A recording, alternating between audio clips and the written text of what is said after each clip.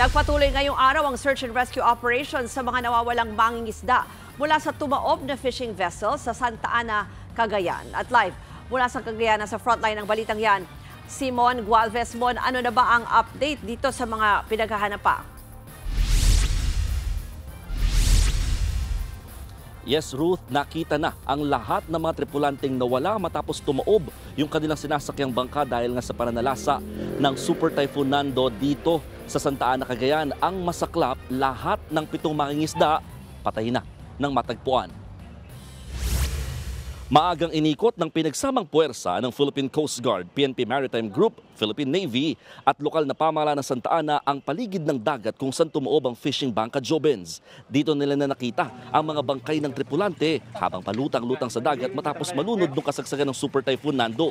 Marami sa kanila nakita sa may bahagi ng Bakawan na sakop ng Palawi Island. Sa kabuuan, 7 ang nasawing mangingisda. Emosyonal namang napasugod ang ilang kaanak ng mga ito sa punerarya.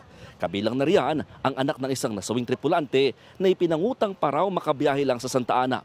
Kwento nila, sumideline lang sa pangingisda ang kanilang tatay habang naghihintay lang sanang maani ang mga tinanim na palay. Nangako naman ang may-ari ng bangka ng tulong para sa mga biktima. Ito rin ang siniguro ng Cagayan Provincial Government na magbibigay ng assistance sa mga kaanak ng mga nasawi. Ruth, inirekomenda ngayon ng Philippine Coast Guard na huwag nang payagan ng mga mangingisda na manatili sa kanilang mga bangka tuwing itinatago ito sa tinatawag na kublihan kapag may bagyo. Yan ay para maiwasan na raw na mangyari ulit ang ganitong klaseng trahedya. Balik sa iyo, Ruth. Yan po ang Express Report ni Mon Gualvez. Mga kapatid, Ruth Cabalco, para sa mabilis na pasada ng mga balitang dapat niyong malaman, mag-follow at mag-subscribe sa social media pages ng News 5.